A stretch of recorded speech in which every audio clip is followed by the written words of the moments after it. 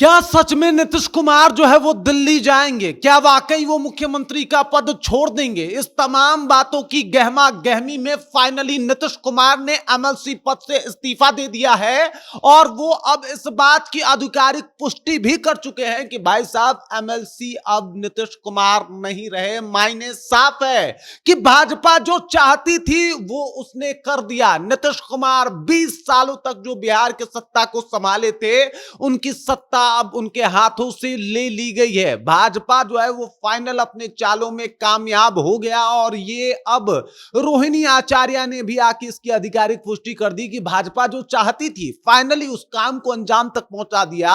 उसने दिखा दिया कि नीतीश कुमार जो 20 सालों तक बिहार की कुर्सी पे बैठे थे वो अब भाजपा की आंखों में खटक रहे थे। उनको हटाना जरूरी था और फाइनली वो काम भाजपा ने कर दिया। पूरी कहानी क्या है चलिए इसको विस्तार पूर्वक समझते हैं, जानते हैं।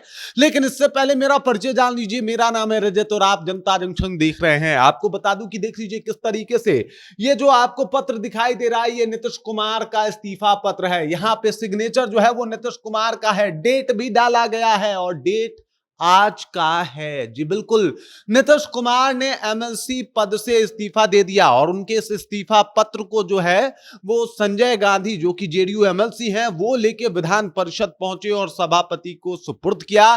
फाइनली उनके इस्तीफे की मंजूरी हो गई है और अब जो है ये कंफर्म हो गया है कि नीतीश कुमार राज्यसभा जा रहे हैं। सबको पता है कि राज्यसभा चुनाव जीतने के बाद उनको एमएलसी पद से इस्तीफा देना ही देना था और लोग ये कयास लगाए बैठे थे कि भाई साहब वो यही कुछ दिन हो सकता है कि जल्दी ये सब कुछ हो जाए। लेकिन नीतीश कुमार कुछ दिनों तक जो है वो एकदम से गहमा गहमी का माहौल था। नीतीश कुमार कुछ दिनों तक एकदम शांत बैठ गए थे और लोगों को लग रहा था कि क्या नीतीश कुमार इस्तीफा देंगे या फिर नहीं देंगे। लेकिन फाइनली भाजपा अपने मकसदों में कामयाब हो गई। क्या कुछ कहा है रोहिणी आचार्य ने ये भी पढ़ के आपको सुना देता हूं। लिख रही है कि चाचा जी किए गए बिहार से तड़ी पार, चाचा जी को हटा दिया गया है, नीतीश कुमार को हटा दिया गया है। ये रोहिणी आचार्य का कहना है। कह रही है कि बिहार में बीजेपी का ऑपरेशन फिनिश नीतीश संपन्न हुआ। जी बिल्कुल, नीतीश कुमार को खत्म करना था, नीतीश कुमार को हटाना था, नीतीश कुमार की सत्ता समाप्त करनी थी और वो काम भाजपा जो है वो कर गई है, संपन्न हुआ। अंततः चाचा जी के न चाहते हुए भी बीजेपी के द्वारा उनका इस्तीफा ले लिया गया है। चाचा जी के न चाहते हुए भी, ये बात समझ रहे हैं आप। नीतीश कुमार नहीं चाहते थे, रोहिणी आचार्य की माने तो नीतीश कुमार बिल्कुल नहीं चाहते थे कि वो इस्तीफा दें। नीतीश कुमार के मन में नहीं था कि वो इस्तीफा दें, लेकिन भाजपा के द्वारा जो है जबरन इस्तीफा लिया गया है। ये बात रोहिणी आचार्य का कह रही हैं। चाचा जी ने जैसा बोया वैसा पाया।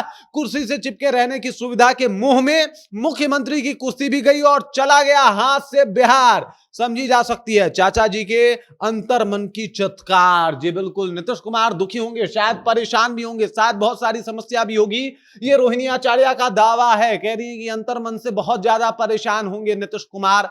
उन्होंने फाइनली एमएलसी पद से इस्तीफा दे दिया। मुख्यमंत्री की कुर्सी भी चली जाएगी, बिहार भी यहां से चला जाएगा। दिल्ली वाला राज्यसभा का एक झुंझुना पकड़ा के नीतीश कुमार को जो है वो बिहार से तड़ी पार कर दिया गया और भाजपा अपने मकसद में फाइनली कामयाब हो गई। ऐसा दावा जो है वो रोहिणी आचार्य करती हुई दिखाई दे रही है। सब लोगों को लग रहा था कि नीतीश कुमार अंततोगत्वा कुछ खेल कर सकते हैं या फिर हो सकता है इस्तीफा ना दे, लेकिन राज्यसभा चुनाव जीत गए थे और उनको 14 दिनों के अंदर इस्तीफा देना ही देना था और फाइनली नीतीश कुमार ने वो काम कर दिया और भाजपा अब जाके चैन की सांस ले रही होगी कि चलो भाई साहब, हमने जो सोचा वो कर लिया, हमने जो चाहा वो पा लिया। और वो नीतीश कुमार जो 20 सालों से बिहार की सत्ता में बैठे थे, फाइनली उनको सत्ता से हटा दिया। बाकी इस खबर, इस जानकारी को लेकर, रोहिणी आचार्य के प्रतिक्रिया को लेकर और जिस तरीके से अब नीतीश कुमार दिल्ली जा रहे हैं, एमएलसी से उन्होंने इस्तीफा दे दिया, इस बात को लेकर आप क्या सोचते हैं? आपके जहन में क्या कुछ चल रहा है? कमेंट कीजिए, अपना विचार हम तक पहुंचा दीजिए। बाकी आप देख रहे हैं जनता जंक्शन और मेरा नाम रजत है।